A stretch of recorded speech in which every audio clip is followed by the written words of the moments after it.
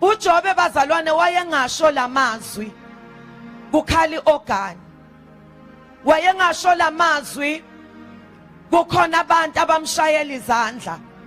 Wayesho lamazwi konakele empilweni yakhe kumnyama. Kusengathi ilanga ngeke liphinde liphume. Wayefelwa abantwana bakhe bonke. Ukuzwa abantu ethi ngeke ngangcwaba abantwana bami, esho kade ngcwaba unyaka nonyaka. Kodwa uJobe wangcwaba abantwana bakhe befe ngosuku olulodwa.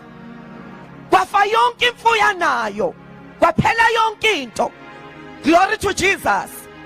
Akwangagcina lapho. Kwezemzimbeni wakhe waphihlika amathumba kusukela ekhanda kuye ematheni onyawo. Ngisho mina umuntu obemkhonza uThixo elize lithi izwi, wayeyindoda elungile, akekho wayenjengaye. Kodwa wafika lesikhathi esasinzima sokuthestwa empilweni yakhe. Ngisho unkosikazi wakhe waze wathi, hey, thuka lo nkulunkulu ufe.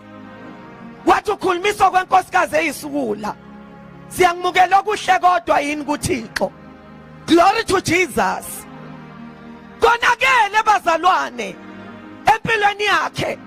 Uzathi kwenye indawo noma isikhumba sami sesinamathele emathanjeni nami. Uthi ngisho abafowethu engavundla nabo eswini sikamame, uthi bangihlubukile.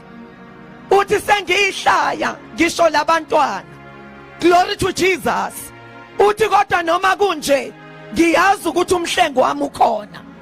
Ngiyazwakala bazalwane, umbiza ngomhlengi izinto zonakele.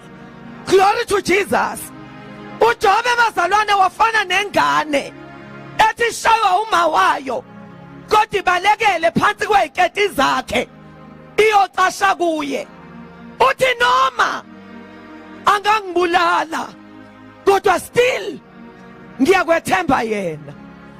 Ngamanye amazwi angimazi omunye uNkulunkulu engingaya kuye ngaphandle kwaloNkulunkulu engimkhonzayo. Glory to Jesus.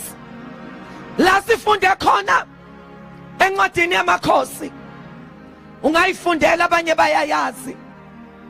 Solomon ngenkathi esesihlalweni bonke abamhlubuka wazimisela ukuba destroyer. Lithi izwi likaNkulunkulu uJowabe esezwile okwenzeke kwabanye, wacabanga indawo eyodwa kufanele abalekele kuyo. Wabalekela etendeni likaJehova, wafika khona wabamba impondo ze-altari. Wathi umezwa uSolomon ukuthi ubalekela etendeni likaJehova, wathi mtsheleni aphume. Hey my God, ngiyamthanda uJowabe umephendula uthi cha, ngiyakufela la. Glory to Jesus. Kusho ukuthi noma ngiyafa, kodwa mangife ngisetendeni likaJehova, ngife ngibambe impondo ze-altari. Glory to Jesus. Ngamanye amazwi uNkulunkulu uzothi eMaritzburg, mntaka baba, namhlanje thatha isinqumo sokuthi angiyukusuka kuJesu. Hallelujah. Ngoba sidinga uhlaba abazalwane alungeze uhlala kuKristu njengenyoni ihleze esihlahleni. Ungacabanga ukuthi mnomdlelwane phakathi kwesihlahla nenyoni.